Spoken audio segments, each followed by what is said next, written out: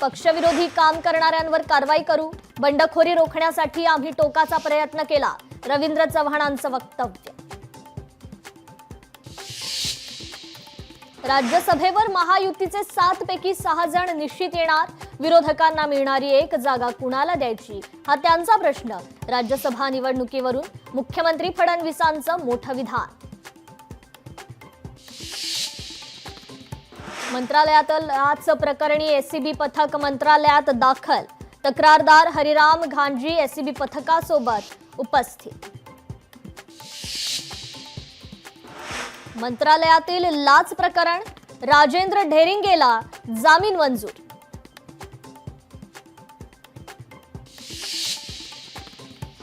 भिवंडी महापालिकेच्या महापौरपदी नारायण चौधरी भाजपचे बंडखोर, नारायण चौधरी महापौरपदी.